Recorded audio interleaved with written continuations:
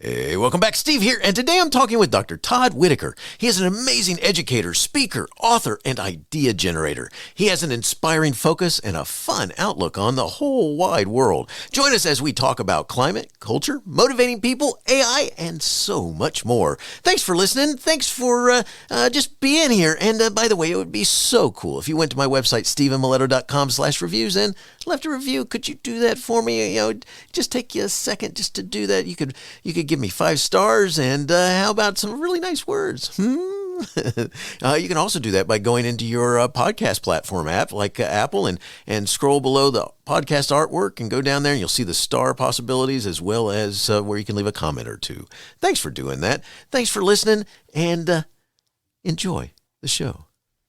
It's the Education Podcast, your favorite show, with lots of groovy guests and they share what they know. So crank it up to 10 and let your neighbors know that here's another show with Dr. Steve Miletto.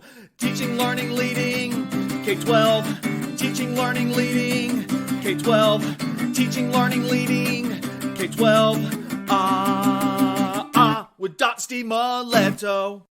Dr. Todd Whitaker has been fortunate to be able to blend his passion with his career. Recognized as a leading presenter in the field of education, his message about the importance of teaching has resonated with hundreds of thousands of educators around the world. Todd is a professor of educational leadership at the University of Missouri and professor emeritus at Indiana State University. He has spent his life pursuing his love of education by researching and studying effective teachers and principals. Prior to moving into higher education, he was a math teacher and basketball coach in Missouri. Todd then served as a principal at the middle school, junior high, and high school levels. He was also a middle school coordinator in charge of staffing, curriculum, and technology for the opening of new middle schools. One of the nation's leading authorities on staff motivation, teacher leadership, and principal effectiveness, Todd has written over 60 books, including the national bestseller, What Great Teachers Do Differently. Other titles include Dealing with Difficult Teachers, 10-Minute in Service, Your First Year, What Great Principals Do Differently, Motivating and Inspiring Teachers, and Dealing with Difficult Parents. Todd is married to Beth, also a former teacher and principal, who is currently a faculty member of educational leadership at the University of Missouri and professor emeritus at Indiana State University. They are the parents of 3 children, Catherine, Madeline, and Harrison. Todd, it's so cool to have you back on the show. Say hi to everyone. Well, hello, everyone. And Steve, it's such an honor for me to have a chance to join you again. It's amazing. It's been, I think, 4 years, and both of us look younger, which is really kind of an incredible feat. I like that. One thing I do ask to remind the audience, though, if you could please, is that remember the camera adds 10 pounds, and I got like 9 cameras on me. So if they could do the math, that would be helpful and make me feel there. But anytime I have a chance to connect with educators, I feel like I'm the lucky one in that relationship. Awesome. And you do that too. That's actually something I'm going to talk to you about in just a second. But it's so cool to have you back on Teaching, Learning, Leading K-12. And I'm also looking forward to you because in my work role at North Georgia RESA in North Georgia, we got you coming soon to talk to leaders here on June 5th and do a cool workshop and stuff. And so what I'd like to do is let's start by talking about you as a professional educational leadership consultant. What do you like best about working with educators? You know, Steve, this is kind of an interesting thing because I've never thought of myself as a consultant or a speaker. Gotcha. I literally think of myself as an educator. And the thing I most like about being in education, I was actually in law school and my undergraduate was business administration. Then I got in law school and I realized, you know what? I want educators as my peer group. That's really it.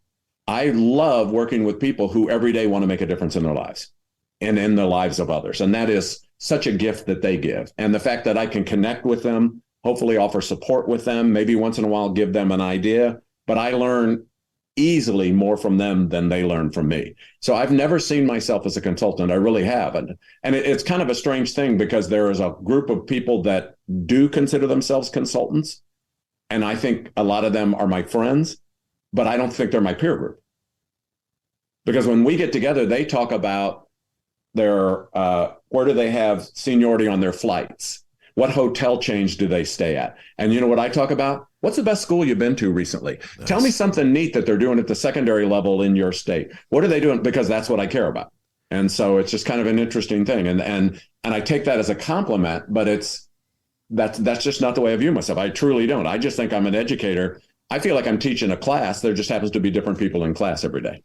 I love that. That's so awesome. And it actually lends itself right into what I wanted to make sure that people know. It's something that's really cool is you can always tell where you've been working someplace or talking someplace because all they got to do is then go to your Twitter feed and they see you interacting with all kinds of teachers and educators. I mean, they're asking you questions, they're talking to you, you're giving them answers and stuff like this, and you're just really busy like that. And I was like, what made you do that? I mean, because that takes time to respond to people like that, especially right after you've been talking. So there are hundreds of people that may be talking to you.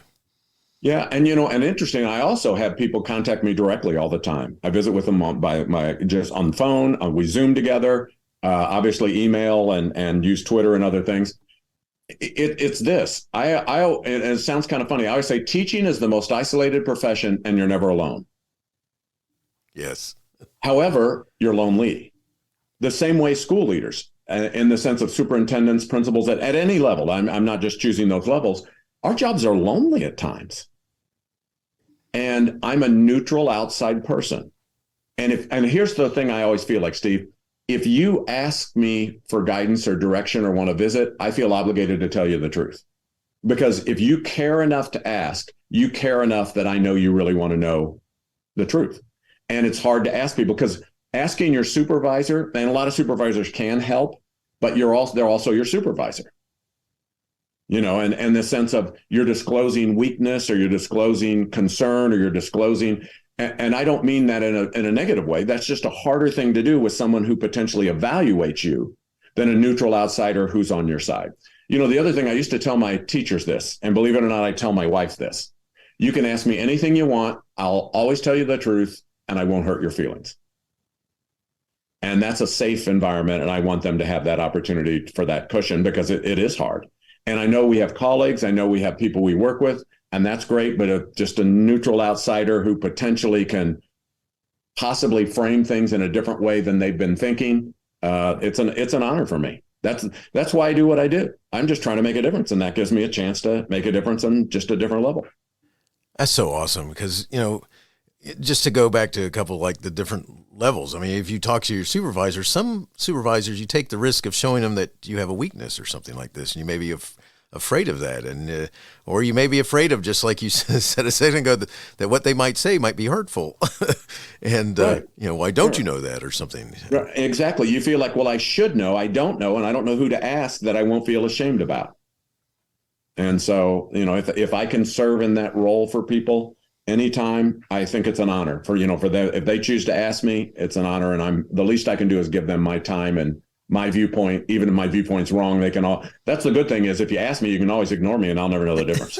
Nice. I like that. Just a note, whenever I mention, that I'm going to be talking to Todd Whitaker or reading one of your books or something like this, it's really cool because a lot of times you find the people who say, it's really cool because he responds to me when I've tweeted to him or something like this, or I've emailed him, or I've talked with him actually, and I think it's cool because that's how that's your reputation is out there that way, and it's so cool. So kudos. Well, since my wife won't talk to me, I'm grasping. I am just grasping every day. Nice. And what's weird? I don't even blame her. I mean, so keep that in mind. Nice. Well, I'm glad that you have an outlet. We all need one. Some people have hobbies. So anyhow, we all need one. Nice. I like that. So let's talk about this school world we're in right now. It's difficult to ignore that there's been a growing wave of teachers passing on teaching and going to other industries. I mean, could you talk about what challenges in schools most influence this quitting or running away from teaching during the current era? Yeah. I think that there's factors that are new and factors that have always been there. One of the factors that's always been there is teaching's really hard. It's really hard. And it's not the hours, even though we work long hours, it's the intensity. What is an uninterrupted lunch? What does that even mean? Right. Think about our jobs are so stressful. It's at least 7:30 at night before we can go get settled in on the toilet. That's a hard job. And most jobs aren't that hard. They're not, but it's the intensity of the job. So that's always been there. Gotcha. The economy, even though we talk about the economy is bad, the economy as far as jobs is unbelievable. The best it's, ever been for such a long period of time. So there's also alternatives. And if salary and teachers aren't necessarily in it for the salary, but at some point, the discretion between your job and a job you could get, when there's lots of jobs available and the salaries of educators haven't moved up, that's another appeal. But those are some of the historic things that the job market has changed to some degree. The other thing is just the kind of demonization of teachers. Talking about teachers grooming and talking about kitty litter in classrooms and talking about all sorts of things like that. I think that keeps people from going in, and it causes people to leave early. It's not worth it, especially whenever I can stay in my town, work less hard, and make whatever amount more money. One of the things I think that's really important, and I share this with people all the time, is that I work with charter schools, public schools, and private schools, and I work with all three because they have kids in the building. If they didn't have students in the building, I wouldn't work with all three, but they do. However, one of the things I help people try to understand, legislators and other people, is we don't have three pools of teachers. See, we don't have a charter school pool and a public school pool and a private school pool. We have one pool, and all three of those are drawing from it. So when we demonize or hurt that pool or taint that pool or make it smaller, all of those areas suffer. And there's really no reason to be a proponent of charter schools if there's no teachers. There's really no benefit of having vouchers if there's no teachers to serve the students. And I think that's one of the things that we could collectively come together and realize the importance. The other thing is the pandemic was very difficult, but the pandemic, as much as anything else, proved the value of teachers. I tell people all the time, if during the pandemic you gave standardized tests and your test scores fell, quit being defensive. It shows you matter. You have concrete proof that you matter. It should be scary if your test score skyrocketed during the pandemic. That means you don't matter. That would be bad. And what we've learned is a lot of other things don't matter. Bank branches have closed, restaurants have closed. They're never going to reopen, mainly because they don't matter. We tried closing schools, and guess what we found out? They matter a lot. And it's not just language arts. It's not just math. It's also social interaction. It's the ability to work with others. That's how critical schools are to a community. And that's a lot to put on people. But educators know it's a lot, and they got into it because they want to make that kind of a difference. It's just a lot. It's so powerful what you're talking about, because it's always been tough. I mean, there's always been things that you have to do. If you are really a teacher, there's so much stuff that you do that's beyond this, beyond what might be written down that you do. And it's because you see it as your job to connect with the kids and to figure out what their needs are. And whether you call it personalization, whether you call it whatever you want to call it, there's always been those teachers who have spent the time trying to figure out what's going to help Steve or help Todd get to that next level of understanding. Well, there was never any money for that, or never anything else, or something beyond. It's always been part of that job. I coached goalies for a brand new pair of soccer goalies for a brand new pair of soccer goalie gloves. I mean, that's right. And they surprised me because at the end of the season they gave me a $200 check, and I was like, "Whoa! I didn't know that was coming." I said, they asked me what I wanted. I said, "Well, if I could get a brand new pair of gloves, that'd be awesome." And I got that, and I was happy. And then I got surprised with a $200 check. But right.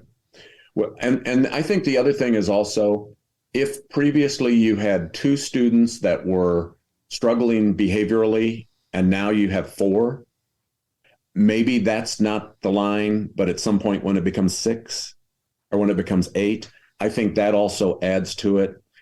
The other thing I think we do know from the pandemic is when people say anyone can teach, I always tell them, you got your crack during the pandemic. How'd that work out for you? And it turns out maybe everyone can't teach, and I think it's funny when people are mad schools are closed and say anyone can teach. I tell them, pick a team.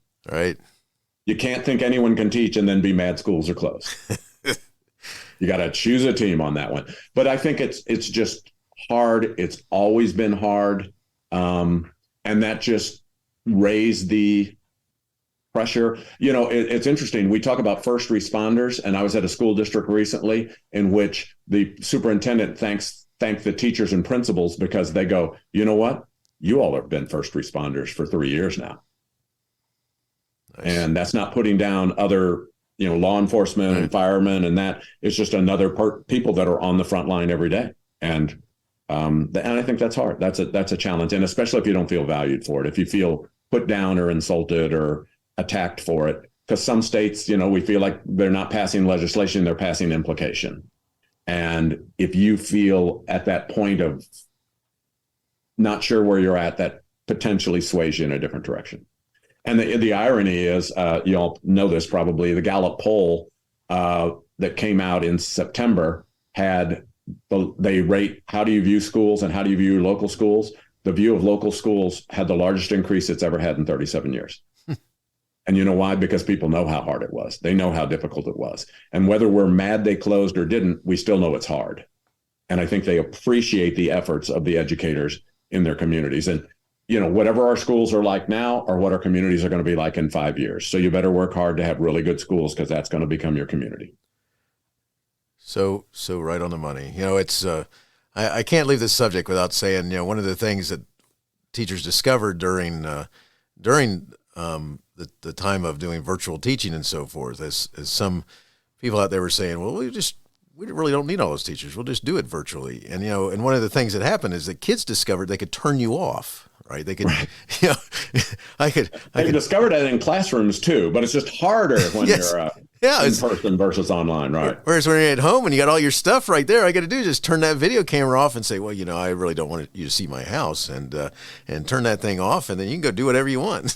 It's like, sure, right. No. And it's just a personal connection that's lost. Right. And the thing we also missed was the student socialization with each other, them learning how to behave appropriately in other settings. And that's one of the other benefits that we need from schools, is that they have the opportunity to learn how to regulate themselves, how to interact with others, learn how to, sort of like the kindergarten share, and be friends and that type of thing.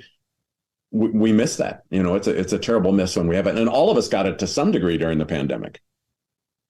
There were things you missed. You didn't have the opportunity to do these activities or these things, and you missed it as part of your life. And with kids, that's a really critical component. Very much so. Very much so. All right. I'm gonna switch this up just a little bit. We're gonna get into some things about the school. So we're gonna talk about. Could you? Something that you hear people talk a lot about is they talk about school climate or they talk about school culture, and these are two terms that are often used interchangeably. I was just wondering if we could we're going to go down this path where first we need to know what's the difference. Okay. Climate is something that can change, that does change and can change day to day. If you pull the fire alarm, that changes the climate. If you find out you got a snow day tomorrow and it gets announced at noon, that changes the climate. If, things like that change, your climate is like the mood, and we all have different moods, different days. And culture is sort of the underlying current of everything. Climate would be at faculty meetings, we pretend to listen, we nod in agreement. Culture means in the parking lot, we're going, I ain't going to do that. That's the difference between climate and culture. A couple of things. One, if you want to change your culture, two things you never say are change in culture. Nice. Because the culture's number one thing, it never wants to change. It has no interest in ever changing. The other thing about climate and culture that's interesting, there really is no such thing as climate and culture. It all only exists in people's heads. So if you can change the stories in people's heads, climate and culture change. But if you can't change the stories in people's heads, climate and culture never change. But here's the way to think about this. Most of the time when you change a culture, it starts with changing the climate. Here's an example. If tomorrow every teacher in a school treated every student with respect and dignity, not that most of them don't, but I'm saying if everyone tomorrow in a school treated every student with respect and dignity, that would change the climate. If they never change back, that changes the culture.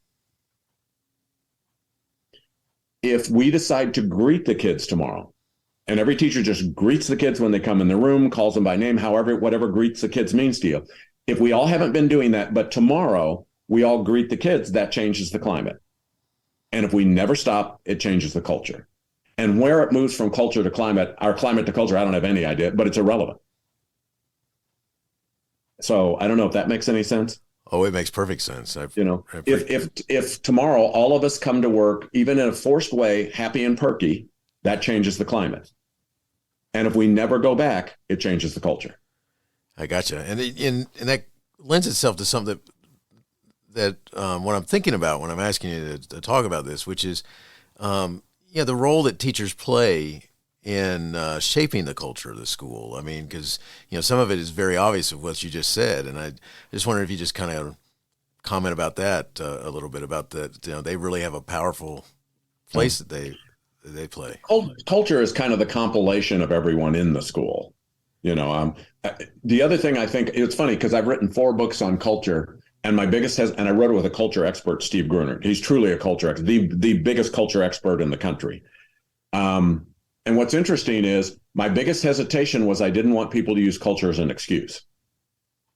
I didn't want people to say, well, it's the culture. Nothing we do, it's the culture, because think about ineffective people and how they say it's the kids, it's the parents, it's the superintendent, it's the budget, it's the, whatever. And effective people never do that because they don't want to give away that much power. They want it to be them that has the influence, not some outside force. And ineffective people want the outside force to be in the influence, not them. And so that's part of that. What was the question? I know I'm actually getting to it. I just forgot what it was. What I was asking was, what is that role that teachers can play in shaping the culture, that they really have a lot of power there? Right. Personally, I think in a school, I think it's more the leader that has the most influence in culture. No question. I think if you swap the word leadership for culture, you probably could say the same things. I don't think you have a poor culture. I think you probably have a poor leader. I don't think you have a dysfunctional culture. I think you have a dysfunctional leader, and not necessarily on the day they started because they haven't had that influence yet. But if you've been there for any length of time, you start to influence that. The individual people in there can help. Teachers can move the culture forward by pushing at the edge of the most positive people in the culture. What happens is, it's really funny. If the culture is dysfunctional, positive teachers close their door, because people feel threatened when there's teachers that are doing better than other people. If the principal's no good, then, if the principal's really good, negative teachers close their door because they want to keep the good out. And if you think of it that way. And so as a teacher, the best thing I can do is be highly effective and then look to add people to start a subgroup in a school. The future culture is always a subculture. And in my opinion, in schools, the best place to start if you want to change a culture is to build subcultures of your best teachers and your new teachers. Because with your new teachers, it's not new to them. They don't even know any difference. And with your best teachers, they'll do it right, and they always put the kids first. And so, for example, if you want teachers to go in each other's rooms, and I believe we have to, in a school to really improve, I think we have to get teachers in each other's classrooms in non-judgmental, non-evaluative ways. And I always start that with the points of least resistance, which are the best teachers and the new teachers. Because if they go in each other's rooms in a mutual exchange, so there's not a pecking order there, it's a mutual exchange, the new teachers will learn so much from the best teachers. And the best teachers, and by best, I mean well-rounded, kind people, in addition to highly effective in the classroom, the best teachers will at least pretend they learned something from the new teachers. Because they're going to take care of the new teachers. They're not going to hurt their feelings. They're going to make them feel valued. They're going to make them feel important. And what happens is now you have 2 people that believe in the swap. And you know what you start with? The next least resistant person. Another new teacher, or maybe a veteran who's also willing to join that club. And at some point, the people who don't do it are the ones that feel outsiders. And right now, in most schools, the ones that do it would feel like the outsiders. This is so powerful. This is, because it lends itself to a lot of stuff. Just a note, I'll take a sidetrack here with a story. I was did change in schools, and I was that's how I marketed myself. So if you hired me to be a principal, you're hiring me to come in and do something, change some part of the atmosphere or something. And in this one school, I've been there for a couple of years, and we were real focused on academic vocabulary and so forth, and doing all this, and we've been just working on this, and the county had a new school opening, and this rumor went through the school that I was leaving and going there. And so I said to the whole faculty, I said, no one has asked me to go there. I have not told them I want to go there. Therefore, I believe that I will be here in the fall, right? Right. So in the fall comes, and I'm there, and And I went around and I was kind of looking at classrooms, especially I was visiting some classrooms that I knew would be right on the money, doing all kinds of things, and and just be exciting to visit. And first two I went to, some of the stuff that we've been working on with academic vocabulary wasn't happening. And I went to one of those teachers at the break and I said, "Hey, I noticed that you weren't doing anything with that." And she said, "Well, some of us didn't think you were coming back." And I said, "What do you mean you didn't think I was coming back?" And she said, "Yeah, we thought you were going to the new school." And I said, "I told everybody I'm not going to the new school." Right. And it made me realize that they were doing it because Mileto said. Right. And so I had to have a conversation with the whole staff. I said, "This is not about Mileto. This is. I've been trying to show you this is best practice. This is trying to help the kids achieve their dreams and all kinds of stuff like this, not because Mileto said." Right. They were just trying to wait you out. Yeah. I'll give you a quick example between culture and climate. I took over a school that literally looked like an abandoned mental hospital. Wow. I am not kidding. Had 6 floors, no elevator. The outside of the building was spray painted with stuff and had been for 20, 30 years, insulting things. Inside looked terrible. The first thing I wanted to do, I believe you, as a new principal, do positive, visible, non-threatening changes. And so I want the school to look alive, exciting. Myself and the custodians paint colorful stripes all around the school. This is an 8th grade center, so it's not even an elementary, it's a secondary school. Colorful stripes all around the building. I had parent volunteers come in and decorate the entranceway. The office was so alive and exciting. We had things done in the cafeteria, the areas, the teacher's lounge had tablecloths and chairs, and I had teachers starting to do their rooms and decorate. It literally looked completely like a different school. A solid teacher, not a superstar, but a solid teacher, after a year and a half, came up to me and said, the school, was in the paper. They had TVs there, everything. It was unbelievable how much difference it was. And I had a solid teacher come up to me and go, "Todd, so it's okay if we put stuff on our bulletin boards?" Oh my gosh. Because the environment for 20 years was we don't. Wow. And it took a year and a half of seeing all that. But do you see how that infiltrated the culture? And when I was first doing it, it was the climate, even though teachers were buying in just one at a time. And it finally got to this teacher who didn't want to be left out because, see, the culture had moved. So this teacher's now following the culture. And she wasn't bad, just kind of nervous, not innovative, kind of reluctant, has been beaten down because of just the environment in there. But do you see how I had to start moving the climate to move the culture? And then the laggards, the only way they fit in is now go with the culture. Gotcha. Yeah. So, but I always remember that. And this teacher couldn't have been more sincere. There wasn't a smart aleck or rudeness. She was relieved to have permission to do it. It just took a year and a half for her to have trust that there could be permission to make her own room look attractive and make it look like she wanted it to look like. Wow. That tells you how much the prior existence was, part of their everyday life, I guess is the point, is that, no, you can't do this. Right. And then if I'm really good, the only way I can really spread my wings in a dysfunctional culture is leave. Right. And it's interesting because you'd mentioned you were a change agent. I don't believe you. I think you were an improvement agent. See, there's a difference between change and improvement. Great teachers at times resist change. They never resist improvement. Nice. Crummy teachers always resist improvement, but at times they don't resist change because change could mean they do less. And see, great people have no interest in change. They have an interest in improvement. Gotcha. And ineffective people are always resistant to improvement, but they do not always resist change, if that makes any sense. Oh, it does. And I think you were an improvement agent, not a change agent. Appreciate that.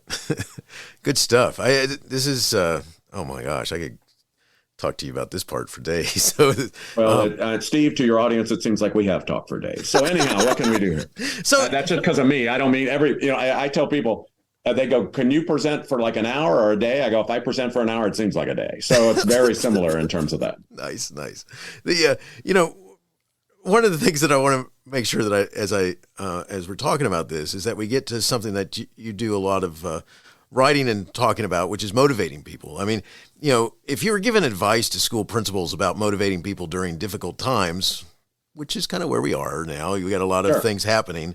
I don't know how many people are saying, yeah, sure, I'll coach those goalies for 200 for the new gloves, and you determine which gloves I get or whatever. I'll be a Michael Jackson goalie and do it for one glove. That's what I'll do. There you go.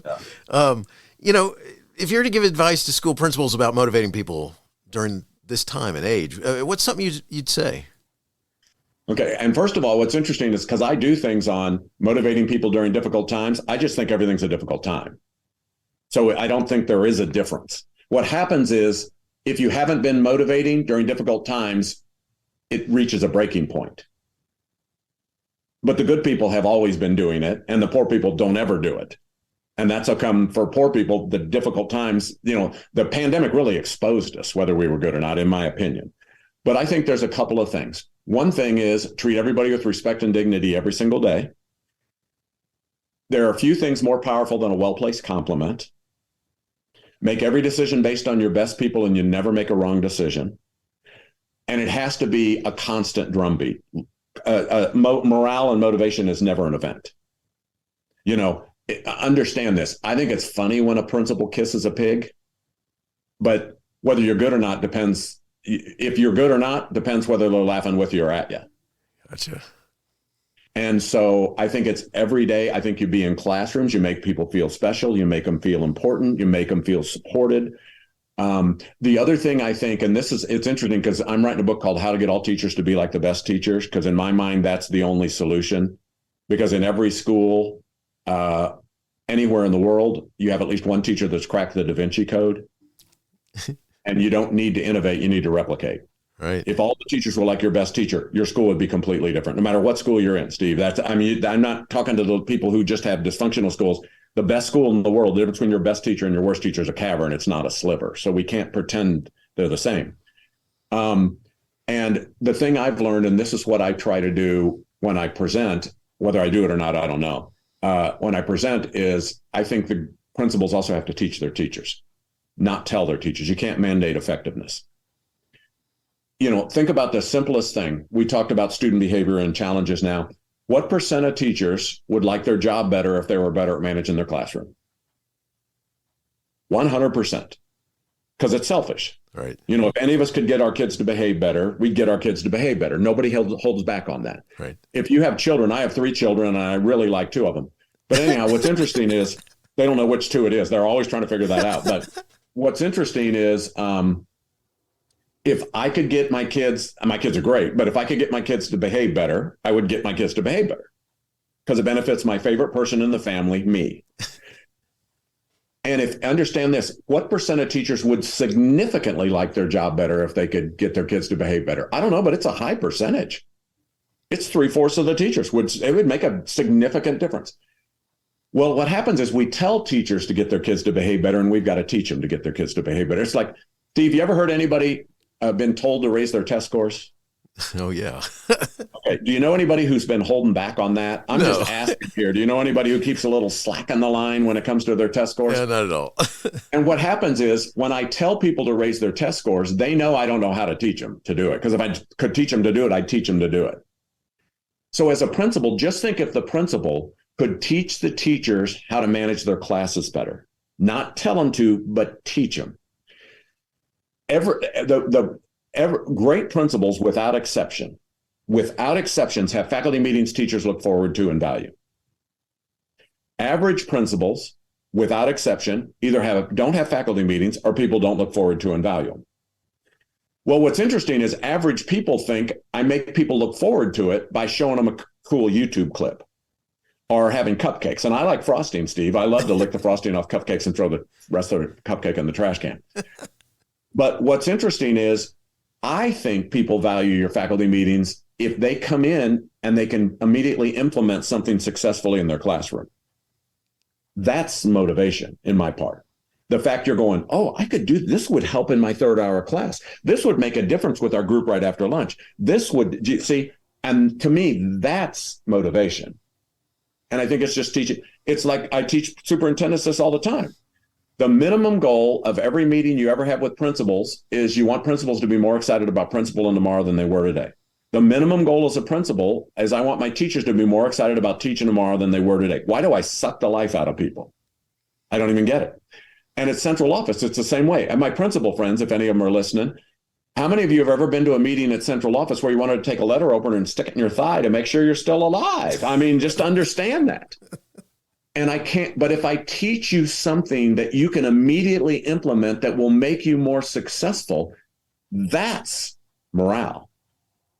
That's motivation. In addition to stroking, valuing, making you feel important, making you feel significant, that I'm also doing that. But I'm teaching you also because, think about that. We are teachers. We want to get better. We want to learn. Learning's exciting when you learn things that are applicable to what it is that you have an interest in. And so in my mind, that's the core of what we do to be motivating. In addition to notes and comments. And, if you've read Motivating Inspiring Teachers, I talk about sending Christmas cards to the parents of faculty and staff members with personal notes, with pictures on them, and talking about how much that means that they're in your school. That's an event, but understand, if I treat you with respect and dignity every day, that's really a nice thing. But if I don't, that's a joke. It's like a principal that's not valued bringing candy bars to the faculty meeting. Nobody cares. You're afraid they're poisoned. Right. They bring your favorite candy and you're going, I'm allergic to this. That's what happens if people, I was a middle school principal, a high school principal, and a junior high principal. And at a middle school, we'd have a spring festival and we'd have a dunking booth, the old dunking booth where people would sit on it. Yes. And the kids would line up, and teachers and principals and everybody get on the dunking booth and take turns. And we do it for charity fundraiser. I mean, it costs like a nickel. It was nothing to it. Anyhow, what's interesting is kids would line up for two teachers, the best and the worst. The best because they wanted to connect, the worst because this was their one chance at revenge. It's yes. And it's understanding that, but making people feel valued and important. And I go in teachers' classrooms and I give them, what happens is everything about evaluation is wrong. It's just wrong. It's done by average people. A lot of them are well-known people, educational consultants. And what happens is they feel like that every time they go in a classroom, I need to leave feedback. That's exhausting. That is exhausting. Just think if every time you interacted with your own children, you felt a need to fill out a form and hand it to them. They don't even want to be around you, and you don't want to be around them because it's exhausting. And I always say, go in classrooms on a regular basis, look for the good parts, even if you have to squint, and praise them and value them. And once they feel like you have credibility, now they want to know your opinion. But until you have credibility, they don't want to know your opinion.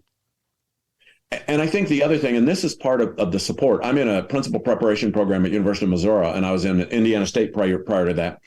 And I have people who take in their first principal's job, and they'll go, Todd, they wanted a male and I'm a female. They wanted a female and I'm a male. They wanted someone internal, I'm external. They wanted someone external, I'm internal. They wanted someone older, I'm younger. They want someone younger, I'm older. And I go, all that matters till the first kid's sent to the office. And then none of that matters. And if the teachers feel you're supportive, they don't care what your background is. And if they feel you're not supportive, they don't care what your background is. And so it's those type of things on a regular and consistent basis that not only build morale, but the regular and consistent moves it from climate to culture. If that makes any sense. Yes, it does. It's so awesome. And the other thing as a leader, and this, my first book was dealing with difficult teachers. And what's funny is you think you get all sorts of flack about it, but what happens? Good teachers have been waiting for that book forever. Right. And I wrote it because I was a middle school principal, and you can't hide a crummy teacher at a middle school. Because every day the kids are on the hunt for weakness, But one of the things to understand is you also gain support and build morale and build culture if you do have a couple of really negative people who are ineffective and you do something about them. And you start by trying to improve them. And with a lot of people, that works. And with a few people, it doesn't. And it's sort of like if you have a teacher that bullies other teachers, and I'm amazed how many principals say the teachers need to stand up to them. And I say, no, you need to stand up to them. That's not the teacher's job. You know what I used to tell my teacher, Steve? How about this? I'll make you a deal. You take care of the kids, I'll take care of the adults. Nice. My teachers would line up for that. You take care of the kids, I'll take care of the adults. It isn't a teacher's job to stand up to a negative teacher. No. That's like a teacher. And that's like thinking, if you have kids, do you expect your kids to fix their friends? No, you expect your kids to do what's right even when their friends do wrong. Right. And that's a tough enough standard. Do you know what I expect teachers to do? I don't expect them to stand up to the bully teacher. That's my job. I expect them to do right even when the other teachers do wrong. And that's a tough enough job. That's a plenty tough job because the culture wants you to do wrong if everyone else is doing wrong. But I can't move it to culture unless some of the people start doing it right. And then I'll deal with the people who are doing it wrong. Love that. Love it. We're almost finished. I got a couple of last things that I want to ask you about, and you brought up all kinds of cool other stuff too. But let's go here. You cannot be in this world today without hearing something about AI. All right, and I know this isn't necessarily your thing, but at the same time, I mean, we're movie fans. We've talked a little bit about movies before the recording started. One of my all-time, at least two parts of it are my favorite because I never stay awake during parts of 2001: Space Odyssey. I mean, there's the beginning, and then I wake up in time to see Dave dealing with Hal, and Hal decides that Dave doesn't need to exist any longer. And so we kind of have this weird thing that's happened where all of a sudden people are panicking over something that has some really cool power to it about helping us write better or give some, not waste time on, thinking through some of the, the type of things that would, we might get into arguments over. It actually give us some thoughts about how to start a project or something like this. And, there's a lot of people afraid that Hal has suddenly come into existence and is telling them that they may not. What do you think about all this stuff about AI and where we might be going? Well, a week ago, I had written 61 books. Since AI came out, I got 940. And so I think it's great. No, I'm just kidding about that. Nice. It's like anything with technology. It's something that can benefit us used in the right way. And I always say it's like this. It's whether you use your superpowers for good or evil, and I think that the best people use the superpowers for good. The worst people use the superpowers for evil. And the problem's always still people, not programs. Because the good people are going to use it for good and the bad people are going to use it for bad. And it's always people, not programs.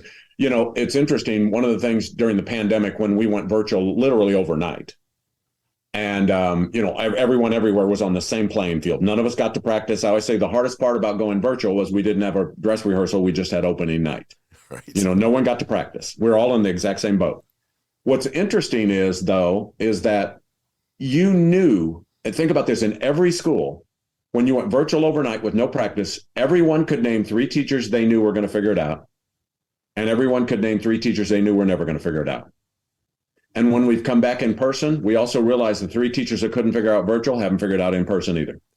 I like that. And that's because of the quality of people within an organization, any organization, and your best people figure it out. They're going to do it correctly. They're going to help all of us learn how the best way to use AI or not use AI, depending on what the circumstance is.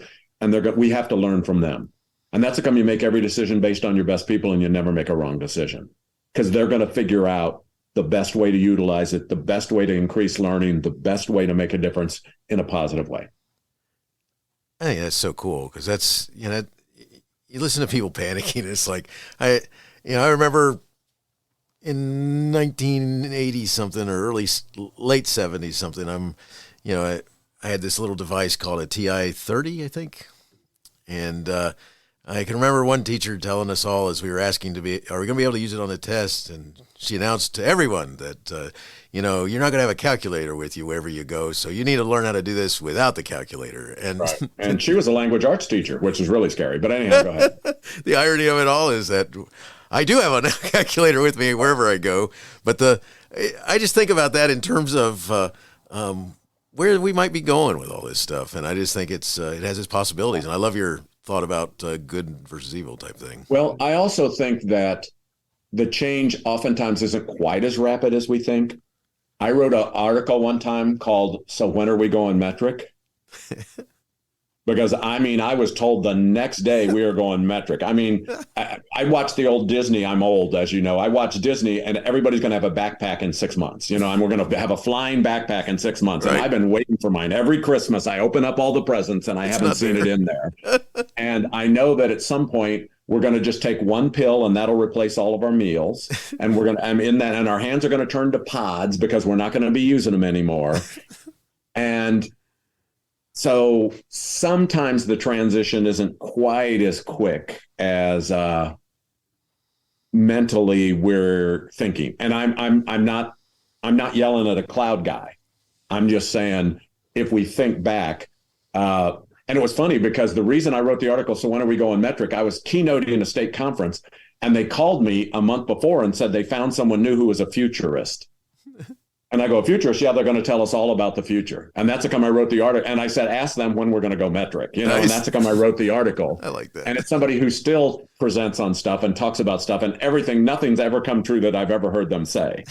But I always thought that was kind of an interesting. They told a story. This was probably 30 years ago. They told a story in front of a group that they were in Cleveland and they went into McDonald's that had no employees and everything was done virtually. And there's no employees there. And within 3 months, every McDonald's will be like this. This was in the 80s in Cleveland. Nice. I raised my hand, and I know the person was nervous because I raised my hand. And I called him and I go, "How come that hasn't made USA Today?" You think like a McDonald's that has everything's no people. I think it'd make USA Today, And I did see now they do have a McDonald's that just came open a month ago that potentially doesn't have employees. But somehow or another, that person who was painting the picture was obviously lying, but in addition, possibly foreshadowing the future in a way that wasn't the same as I'm still waiting for my flying car. I don't know if you've got yours yet, but I'm waiting for my flying car. So, yeah, don't have that one. Yes, right. But you could ask AI when we're going to get our flying car. Or is it Chat GPT or whatever? But you could ask them when we're getting our flying car, and they'd be able to tell you. Interesting. Yes, that's what an interesting thought. It is funny, just like you're talking about, because you have those things that people say, "Yeah, we're going to be doing this by this, whatever." And like the McDonald's thing, I'm one of those people that drive them nuts because I walk in and I say, "Do I really have to go to the kiosk in order to get a drink?" Because I don't really want to scroll through all that stuff and use my card to get a drink. And they're like, "No, sir, come on up here and I'll take care of you." But they're trying hard right now. They've got right. And it's not a service thing. It's just a cost reduction thing. Right. But I'm not being critical of them doing it. I'm just saying that somebody said 50 years ago it was going to be here in a week. Right. And they were already pretending it was there. And I don't even know where they came up with that story. So because I was going to go visit the Rock and Roll Hall of Fame and then hit the McDonald's. But it turns out it wasn't open yet. I like that. And that was right when the Rolling Stones were just starting. Nice. Anyhow. Nice. So I got just the last couple of things I want to ask you, but before I do that, before we go, if someone wanted to connect further with you, where would you send them? I mean, I'm going to put out there your website and stuff like this, or anything also you want me to put in the show notes with that? Yeah. Well, I could give them my probation officer's number, but I don't know that they want me to give it out. But anyhow, a couple of things. My website's toddwhitaker.com, and my contact information's on there, and I don't have any people. So when they're sending it, I get stuff. I mean, I get 25 requests a week to present or whatever. And it's funny because they're always going, "Could you have someone get in touch with me?" And I say, "You're not going to like this, but I don't have any people, so you're stuck with me." So that's one. Twitter, I'm at Todd Whitaker. I'm on LinkedIn. I think it's Todd Whitaker. I don't know, but you can find me. I'm on Facebook. I'm on Instagram. I think I'm Todd Whitaker 1. So, whatever. But and they can DM me on Twitter. I love to hear from people. I hear from people literally every day. Very cool. I will put all that information in the show notes. And he does. And by the way, he doesn't have people because I've asked him that same question. And do you want me to contact your people? And he's like, I am my people. Yes. Yeah, so, but if we have somebody who wants to be my people, they can also reach out and touch base with toddwhitaker.com and go from there. Very cool. So just a note, Todd, by the way, that makes it so much easier when it's just you. All right. So I like that. You know what's funny? I'm the only speaker I know that doesn't require contracts. And I sign them, as you know, right? But I don't require them. And what's weird is I've worked with over 2,000 places and it's never been a problem. Nice. And the only reason and what's funny, we do contracts because we're worried somebody's going to steal from us. And you know what I've learned? Thieves are the first ones to lock their doors. It's funny that way, isn't it? And for me, it's like, nice.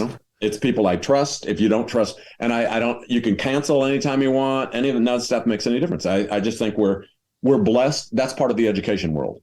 That's how come I promote Twitter for educators, because I know there's all sorts of political things and different things on Twitter, but it's who you follow. Educators are so kind. They're so nice. They got into education because they care, and that's reflected in Twitter. I've written 4 books with people I've met on Twitter, 3 of whom I've still never met. Nice. Yeah, because I saw their tweets and I knew they were smarter than me. That's cool. That's very cool. Yeah. So. All right. So 2 last questions I want to ask you. And the first one goes like this. One of the things that's happened in our world is that we definitely have something, whatever you want to call it, whether you call it a generation gap or an age gap or something like this, but you have the potential of a 59-year-old administrator working with a 24-year-old teacher, which means that teacher may have grown up with nothing but, has no concept whatsoever of some of the old TV shows that I find very have some unique fondness of, but they, whatever their technology level that they're at, that their world may be different. Do you have any suggestions for that 59-year-old for figuring out how to work with this generation of new teachers and so forth, and how they can kind of come together? Steve, I'm going to let you down. I don't even think there's any difference. When have we not had a generation gap? When has that not been in place? You know what? If it was insurmountable, your best teachers would all be 23, because there's a generation gap between them and the students, Yes. Isn't it weird? I think the thing that we make the biggest mistake, we sort by completely arbitrary things. It isn't veteran teachers and new teachers. It isn't this and this. It's effective and ineffective. You know what? Do you know any principals that are 55 or older who are outstanding? And I bet you also know some principals that are 55 and older that are crummy. And I bet you know some teachers that are under 25 that are outstanding. And I bet you know some teachers that are under 25 that are crummy. It's not a generation gap. Ineffective people hope it's a generation gap. They wish it was a generation gap. I have 3 more minutes because I've got another podcast I have to do here in 3 minutes. So keep this in mind. But I go to, there's 2 Starbucks I go to. I don't drink coffee this is me without caffeine. So keep that in mind. And I get my wife a coffee every day. And there's 2 Starbucks. One of them I go to, I walk in and they go, "Hey, Todd, how you doing today? Hey, Todd, how you doing today? Hey, how's it going? You want that coffee for your wife? We've got it ready already because I saw your car pull up, whatever." The other one I walk in, literally in 7 years, they never act like they even know who I am. And it's the same person that works there. And right after the pandemic, both Starbucks closed for a while, then they reopened and they were short staffed. And the one that never has had good service, I go in and I go, "Hey, how's it go?" I go, "You're lone wolfing it today." He was the only one there that weren't employees. And he goes, "Yeah," he goes, "because of those extra unemployment benefits, you can't get anybody to work for you. You can't get anybody to work for you because of those unemployment benefits." And I go, "What's weird is, I know where some of your former workers are." And he goes, "Where?" I go, "At the other Starbucks." And you know what's weird? They're not getting paid anymore. The unemployment benefits are exactly the same. They just don't have to work with you. And you'd like to pretend it's the unemployment benefits, but it isn't. And what happens is they're going to hang on to that, like they'd like to hang on to generation gap, like they'd like to hang on to technology. The ineffective people want something besides them to be the problem. You may have heard me talk about participation trophies. And isn't that funny? When a coach talks about, "I can't motivate the players because of participation trophies," I go, "You know who else got them?" And he goes, "Who?" And I said, "The team that beat you last night." But you're using it as an excuse, and it's irrelevant to them. Your best teacher never talks about participation trophies, and your worst teacher talks about it all the time, because the worst teacher hopes it's participation trophies. Because if it isn't participation trophies, the worst teacher has nothing to do except look in the mirror. And they're not going to like what they see. So that's my answer to that, Steve. And I'm not pretending there's never been a difference. However, effective people, all thread goes through everything. Oh, I love that. It just goes through everything. I love that so much. That's so awesome. Yeah. The best teacher at a school of 45 is the best teacher in the school of 55. You got that right. Good, you know, good. And the worst teacher in a school of 45 is the worst teacher in a school of 55. And I don't mean they can never change and have little tweaks, but I'm talking about in a generalized way. That's true. Love that answer. Thank you so much. And I said I had 2 questions because the last question I wanted to ask you is, can we do this again? This is cool. It's a treat for me. Yeah. No, next time I'll have my funny stuff. Nice. Todd, the other day I spoke to a group of 100,000 people on Zoom as a worldwide thing. And somebody goes, do you like dealing with people this big a group? And I said, well, if a group gets big enough, somebody will think I'm funny. And usually we're about 2 people short. Nice. Well, anyhow, but Steve, I'm honored. You're a leading educator in the country. You know, you used to be a change agent, but now you're an improvement agent. So you could do it as well as anybody else. And it's an honor for me to have a chance to connect. Well, thank you so much, Todd. And I appreciate it. And I got to tell you, it's so awesome catching up and awesome having you here. And I wish the best in all you do. Thank you very much. And thank you, everyone, for making a difference every day. You all are showing the world how to lead, showing the world what caring is about. And I truly value it. And I'm so honored to have a connection with you, even if it's just through the screen. Thank you very much. Hey, you have been listening to Teaching, Learning, Leading K-12, a podcast to help you help kids achieve their dreams. Teaching, Learning, Leading K-12 is a member of the podcast network based in Canada called Voice Ed Radio. Voice Ed Radio, your voice is right here. The opinions expressed on Teaching, Learning, Leading K-12 are those of the guests and host. Teaching, Learning, Leading K-12 is intended to share ideas, advice, and suggestions. Teaching, Learning, Leading K-12 is produced for educational purposes. Hey, thanks for listening. It would be awesome if you visited my website at stephenmiletto.com and connected with me, left a review, and listened to more episodes. And by the way, you could also share it with your friends, with your family, and your colleagues. Thanks so much. You're awesome.